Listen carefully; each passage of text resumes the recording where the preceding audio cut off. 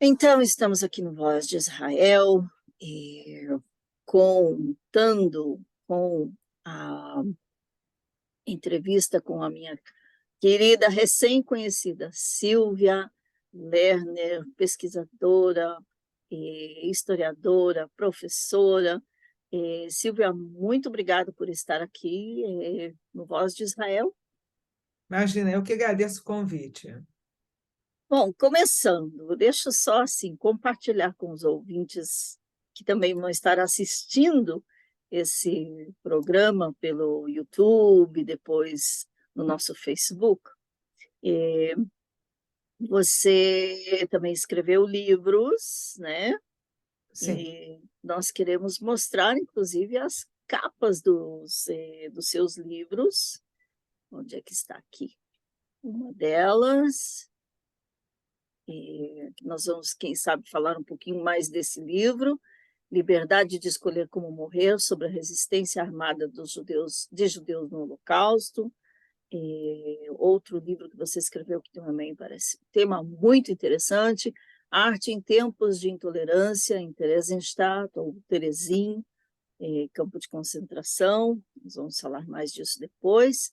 E um tema que, sim, é muito importante, muito interessante, eu nunca tinha visto falar disso, ou alguma tese, algum estudo feito sobre isso, a música como memória de um drama, o Holocausto, também da sua autoria. Então, bom, voltando aqui à nossa ela, vamos parar. Silvia, da onde você é no Brasil? Olha, eu nasci no Brasil, no Rio de Janeiro, fiz toda a minha vida profissional e acadêmica no Rio de Janeiro, e há 2 anos eu resolvi fazer LA, porque tenho uma filha, a minha filha mais velha mora aqui já há 15 anos, com 3 netos, então também resolvi ficar um pouco perto e acompanhar o crescimento das crianças. Tenho uma filha que mora em Atlanta, com 2 netas, e um filho que ainda ficou no Rio de Janeiro. E vivo hoje em Israel, num יישוב chamado Tzur Yitzhak, que é perto de Kfar Saba. Ei! Que você me falou que é Somos onde quase você mora. vizinhas, É, quase, é, quase vizinhas. Bom, é. você é historiadora, pesquisadora, por que você decidiu pesquisar justamente sobre o Holocausto? Bom, olha só, eu me formei em História. Na verdade, eu primeiro fiz Direito, depois me formei em História e resolvi seguir a carreira do magistério. E aí acontece que meus pais eram sobreviventes do Holocausto da Alemanha, eles vieram de Berlim. Uhum. E sempre fomos só nós, eu nunca tive avós, nunca tive tios, porque todos ficaram pelos campos, pela guerra. E eu sempre perguntava por quê, e eu não encontrava respostas, eles não me deram as respostas. E aí eu segui dando no magistério, até que aí eu me especializei em história judaica, dentro da história judaica, a parte do Holocausto. E em 1994 me veio um convite para eu fazer um curso de especialização na Escola Internacional de Estudos sobre o Holocausto, que pertence ao Museu Yad Vashem, que fica em Jerusalém. Então, em 94, eu fiz pela primeira vez esse estudo, fiquei aqui, estudei, descobri coisas que eu jamais tinha pensado, vim procurar o porquê, mas até Uhum. hoje eu não entendi o porquê, porque se você me perguntar o porquê da maldade, o porquê, eu sei te explicar em todos os dados teóricos, mas na verdade é muito difícil você entender a maldade humana. E aí eu Muito. segui por esse caminho e resolvi, então, continuar no magistério e seguir a carreira acadêmica e estudar o tema Holocausto. E aí a minha tese foi a música, porque eu me interessei muito pela parte de arte. Eu não queria trabalhar aquela questão daquelas imagens. aquilo a gente já conhecia, mas o que que havia ali? Como é que esses judeus, esses prisioneiros viviam? Então me interessei muito pela parte de arte e descobri, né, que eles viviam, faziam arte, compunham músicas, desenhos, como em Theresienstadt, e faziam poemas e montavam peças de teatro dentro dos guetos. Uau! Então, isso tudo me interessou, e aí eu fiquei nessa parte de arte, como resistência psicológica. Realmente, assim, uma pergunta: como é possível criar arte, ou para que criar arte num ambiente tão horrível, deprimente? Isso tem a ver com algum instrumento, digamos assim, alguma ferramenta psicológica para aprender a lidar ou a enfrentar esses horrores dos campos e dos guetos? Sim, olha só, uma coisa interessante, eu tenho um livro de receitas. Esse livro de receitas ele foi escrito por moças dentro de um determinado barracão em Theresienstadt. E Uau! elas justificavam por que que você escreve receitas em tempos de tanta fome. E elas explicavam que era uma forma delas voltarem a um passado que elas tinham perdido, e é uma forma também de viver com dignidade dentro de um ambiente tão indigno. E essa também é a explicação para as músicas. Por que que você produzia músicas? Eu produzia músicas para eu esquecer a fome, para eu esquecer a saudade, para eu reviver tempos bons em que eu tinha com meus pais, com minha família, e para eu ter um pouco de dignidade diante desse tempo tão indigno. Então, essa é a explicação da música e dessa arte que foi produzida nesse tempo. Uhum. Também uma forma de deixar um legado, né, dessa época. Não sei, é verdade, isso é muito importante, porque, por exemplo, se você for analisar as músicas, na verdade, eu encontrei um livro em Yiddish que foi produzido pelo IVO, pelo Instituto de Nova York, e esse livro possui 300 composições em Yiddish, tá? Alguns sobreviventes se reuniram e começaram a anotar. Eles eram liderados por Shmerke Kaczerginski, que era um compositor que se salvou vivendo entre os partisanos, e eles resolveram escrever as músicas que eles tinham de memória e montaram o livro, então montou esse livro em Yiddish. E eu encontrei esse livro, eu recebi de um professor da USP esse livro, comecei a procurar os CDs com as músicas que já havia, e aí comecei a ver, gente, essas músicas, se você conseguir reuni-las, você vai ver a vida como era a vida no gueto ou como era a vida num campo. Uau. Então, isso foi muito interessante. E aí, como eu sei Yiddish, eu traduzi as músicas para o português. Agora, voltando um pouco atrás, você disse que é filha de sobreviventes. Sim. Você procurava com seus pais as respostas às suas perguntas.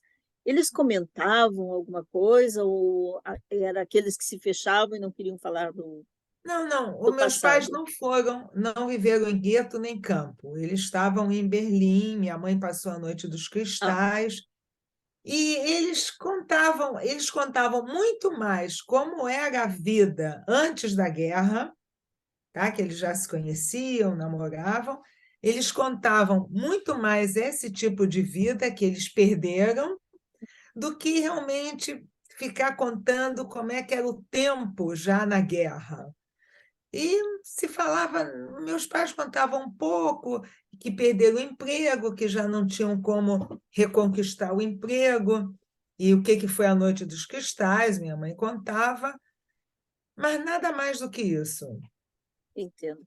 E agora, vamos voltar aos seus livros e teses. Uma coisa que me deixou assim muito curiosa, e nós sempre escutamos aqui em Israel também, e não só, cada vez que você escuta histórias do Holocausto, vem aquela afirmação: os judeus foram caminhando para os campos de concentração, para as câmaras de gás, como ovelhas para serem exterminadas. Mas, segundo um dos seus livros, não é bem assim. Raquel, o que acontece é assim, então eu vou me remeter agora ao dia de Yom HaShoah, porque aí Isso. eu vou chegar à resistência armada. O que é o dia de Yom HaShoah? Na verdade, em 1953, o Knesset resolveu fazer uma data, separar uma data em Israel para que se relembre os 6 milhões de vítimas, tá? Então, qual vai ser essa data? Bom, a data vai ser o levante mais importante que houve durante a guerra, que foi o levante do gueto de Varsóvia. Que dia foi? 19 de abril de 1943. Que dia era 19 de abril? Era a noite do primeiro Seder de Pêssar. Então, bom, vamos usar o dia tão importante, né, que é o dia do levante do gueto de Varsóvia. Mas como? Se coincide com Pêssar, que é a festa da libertação, que é uma festa alegre, como é que a gente vai juntar Yom HaShoah com Pêssar? Então, vamos esperar uma semana, depois que terminar Pêssar, a gente vai relembrar a data de Yom HaShoah. Então, isso é primeiro, mas isso é sempre segundo o calendário judaico. Pêssar é o calendário judaico, uma semana depois se relembra o Yom HaShoah. Esse ano, por coincidência, cai 18 de abril, e 19 de abril fazem 80 anos do levante do gueto de Varsóvia. Uau, esse ano parece importantíssimo.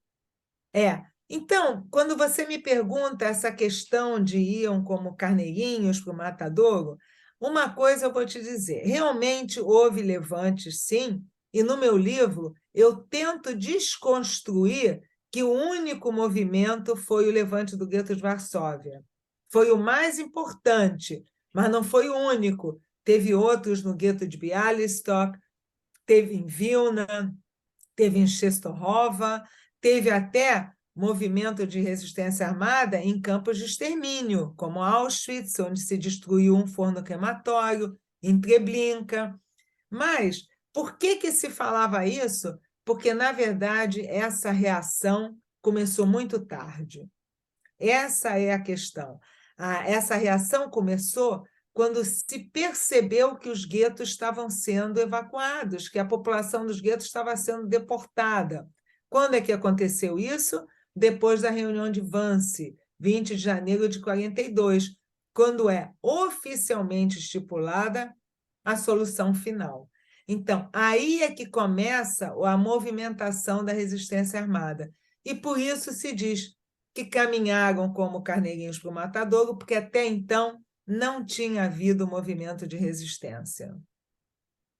Isso é muito importante realmente de notar, porque há uma... Em tudo que tem a ver com o Holocausto, até aqui em Israel, tem muita falta de conhecimento, para não dizer desinformação, em alguns casos. Apesar de tudo que... todo conhecimento, todas as possibilidades de conhecer. Só lembrando que os nossos ouvintes, os que estão assistindo esse vídeo, você está no Voz de Israel, na rádio Boas Notícias de Israel. Eu sou Raquel Scapa, conversando com a Silvia Lerner, professora, historiadora, pesquisadora sobre história judaica e história do Holocausto, e autora de livros também estamos conversando sobre o Holocausto, e isso em luz de que alguns dias em Israel estaremos lembrando o dia do Holocausto, lembrando não só os 6 milhões de vítimas, mas também lembrando aqueles que sobreviveram, e também lembrando outras vítimas do Holocausto que não foram só judeus. Agora, Silvia, voltando a você e a pergunta: por que foi escolhida a palavra, por que os termos Shoah e Holocausto? Por que justo isso foi escolhido? Olha só, na verdade, o único país que usa o termo Shoah é Israel. Em todo o resto do mundo se usa Holocausto. O Holocausto é um termo que já vem até da antiguidade, é o termo que diz que onde se oferece onde se oferece, como é que se diz? Um Esqueci o nome. sacrifício. O sacrifício é em prol de Deus. Isso era uma queimação. Esse sacrifício sempre era através da queimação. Então, se associou a perda, o que houve no Holocausto, o que houve na Segunda Guerra Mundial, principalmente por causa dos fornos crematórios, se associou o nome Holocausto, e assim ficou.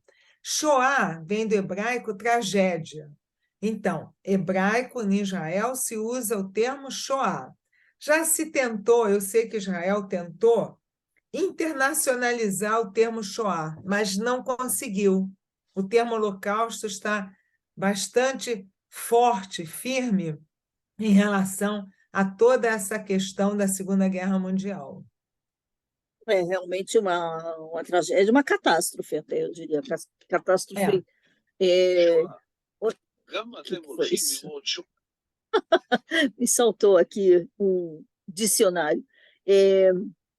Voltando agora à sua outra tese, Silvia, com relação à música. Eu sei que a gente está saltando um pouco, mas é um termo tão largo que eu quero cobrir muita coisa em pouco tempo.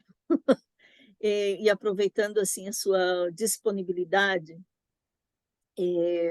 aqui em Israel, entre os brasileiros, quem sabe não existem muitos dos brasileiros aqui em Israel, pelo menos, que são descendentes de sobreviventes do Holocausto.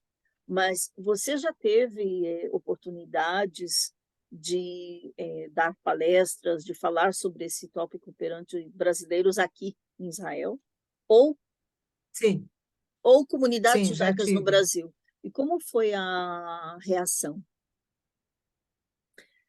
Olha só, existe uma diferença quando você fala com a comunidade judaica e quando você fala para a comunidade não judaica, porque eu trabalhei muito tempo na Universidade do Rio de Janeiro, junto com a USP, e a gente organizou durante muitos anos um projeto chamado Jornadas Interdisciplinares, como ensinar e como estudar o Holocausto. E isso era exatamente o objetivo, eram as escolas públicas estaduais ou municipais, para que os professores entendessem o que foi esse período. Então, para esses, era realmente, eu diria até talvez mais interessante, porque eles não tinham conhecimento nenhum. E aí a gente contextualizava como é que isso aconteceu, como foi possível acontecer um evento desses, né? Por que a unicidade do Holocausto? Então, era muito mais interessante, porque quando você falava para a comunidade judaica, é lógico, há um interesse, mas todos já trazem algum conhecimento, né? Principalmente ainda o pessoal da Alguma, minha geração, alguma que bagagem? ainda traz a bagagem, porque tinham pais ou avós que vieram, que sobreviveram ou não, então já tinham um conhecimento e um interesse diferente. A grande questão, e que eu sempre digo que despertava muito, muito interesse, é a questão da arte. Sempre. A música, né? Como se produzia. Então, é isso que a gente fazia, e, enfim, que as comunidades, judaicas ou não, eram informadas e que eu acho até hoje importantíssimo fazer essa informação. Nós já vamos falar dessa parte da arte, da música, mas um parênteses aqui, lembrando que também parte dos nossos ouvintes, da nossa audiência, são evangélicos, alguns têm algum conhecimento, outros não. Como realmente foi possível, inclusive, arrastar até mesmo cristãos a fazerem parte das ações do nazismo durante a Segunda Guerra Mundial? Como esse regime nazista conseguiu realmente arrastar tantas pessoas a aderirem ao movimento nazista? Olha, Eu sempre digo que um tripé importantíssimo para que essa ideologia pudesse vir à frente foi a propaganda, a lei e o terror. A propaganda foi o grande marketing dessa ideologia, onde se produziu livros infantis para a juventude riteirista, para as escolas das crianças alemães, e era uma propaganda maciça. Havia jornais, o jornal Poema der Stürmer era um jornal que diariamente, repara só, a primeira página desse jornal, tá? Quem quiser pode até consultar no Google. A primeira parte desse jornal sempre trazia o seguinte dizer: Die Juden sind unser Unglück. Os judeus são a nossa desgraça. Todo dia, você imagina, todo dia você pega um jornal e vê. E sempre na primeira página, alguma imagem. Uma imagem tipo: o judeu é o Satã. Uma imagem do judeu invejoso, sempre com aquele aspecto, nariz adunco, um rosto muito redondo, e olhando de soslaio para uma moça ariana. Então, isso foi uma propaganda que eu digo assim, fez efeito. Entendeu? A criança ia com 6, 8 anos para a escola da juventude reiterista, e isso era vamos dizer, 1926, 13 anos depois, quando estoura a guerra, ele está apto a matar judeu sem a menor pena. Entendeu? Então, eu digo sempre que essa propaganda foi assim, entre aspas, né, a alma do negócio. A segunda questão, a lei. Então, por exemplo, as leis de Nuremberg, que foram pesadíssimas, 1935, e a Alemanha acabou aceitando, porque os que não aceitavam estavam submetidos ao terror. Himmler dizia: eu não quero que nos ame, eu não me incomodo que nos odeie, mas eu quero que nos respeite, siga a nossa ideologia. Então, isso era muito comum, porque eu sempre digo que só não entendeu quem não quis, porque o livro Mein Kampf, que saiu pronto em 1926, dizia toda a ideologia nazista e que os judeus tinham que ser exterminados. Então, como eu sempre digo, só não leu, só não entendeu quem não quis. Então, a outra questão também que eu coloco são as leis, quando eu digo as leis que foram feitas, você repara só, antes da guerra ainda, foram feitas leis para exterminar o deficiente físico e mental, a questão de ter uma sociedade pura, uma sociedade ariana, e que isso é que ia levar adiante a construção de uma grande Alemanha, isso foi fundamental na época, fundamental. Agora, é lógico que nem todos seguiram essa ideia, mas o terror e o medo fazem com que você siga assim. Infelizmente. Agora, isso poderia acontecer novamente hoje em dia? Oi? Desculpa, caiu aqui. Um holocausto poderia acontecer novamente hoje em dia? Olha, sim, eu vejo que a onda de antissemitismo é muito preocupante. E eu ainda diria mais, não chamo hoje tanto de antissemitismo como anti-israelismo, tá? Ser contra Israel. Mas, lógico, intrínseco está o antissemitismo. Eu diria o seguinte: Holocausto, como foi, não há mais possibilidade de acontecer, porque as técnicas mudaram, a tecnologia mudou, a forma de se precipitar uma ideologia nesse estilo não tem mais condições, porque ele utilizou uma tecnologia da época, que nem a Inquisição. A Inquisição usou uma tecnologia que era possível na época. Entendeu? O Holocausto usou uma tecnologia da época. Hoje não tem mais condições de construir uma câmara de gás com Zyklon B, não tem mais. Existiriam outras formas de eliminar o outro. Tá? Então, eu digo que o Holocausto não pode se repetir, mas que o antissemitismo é preocupante, é. Isso é, inclusive em lugares que a gente não imaginava antes que poderiam acontecer. E agora, falando realmente do tema da música, na época do Holocausto, esse realmente é um tópico muito interessante. Você falou que recebeu esse livro com as músicas. Você Com tem as ideia, letras, em com as itens. letras, você tem ideia se essas músicas se essas composições já foram tocadas, apresentadas de alguma forma em algum lugar do mundo, do Já, planeta?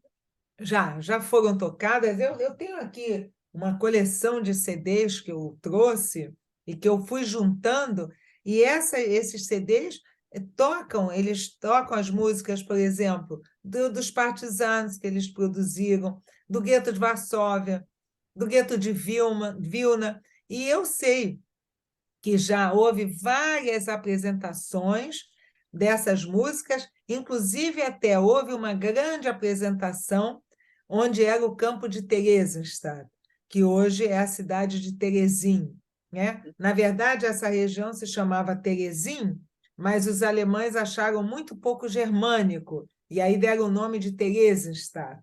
Então, onde era o campo, houve não me lembro o ano, houve realmente a organização de uma grande orquestra, muitos utilizaram os instrumentos que sobreviveram, e eles fizeram uma apresentação da peça Requiem, de Verdi, que foi apresentada 15 vezes no campo de Theresienstadt.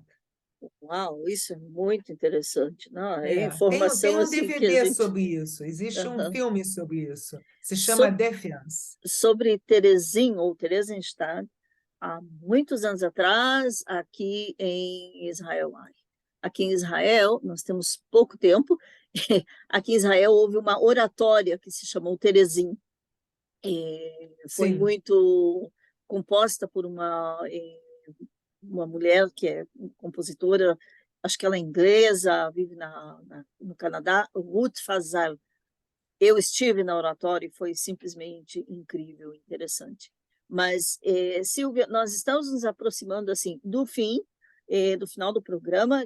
Quero, antes de tudo, te agradecer por essa Não. participação e, por favor, conte aos nossos ouvintes como eles podem conseguir os teus livros e aonde. Olha, hoje tudo se consegue pela internet, né? A Amazon vende. O último, ainda, quem é do Rio de Janeiro, ainda está à venda na Livraria da Travessa, eu acho, mas, de qualquer forma, sempre tem editora, e a editora também pode vender o livro, né, através da internet, né, que hoje é o nosso meio mais fácil de consumir. Uhum. Então, essa é uma possibilidade. Ok. E, de toda forma, também os detalhes nós vamos colocar na página do programa Voz de Israel no Facebook, no Instagram, em tudo que é lugar possível. Silvia Lerner, historiadora, pesquisadora, professora, e minha recém-amiga, muito obrigada por sua participação. Imagina, eu que agradeço o convite e foi um prazer poder falar um pouquinho da minha pesquisa, do meu trabalho e elucidar mais um pouquinho sobre esse tema tão difícil de lidar. Isso mesmo. Obrigada. Shalom.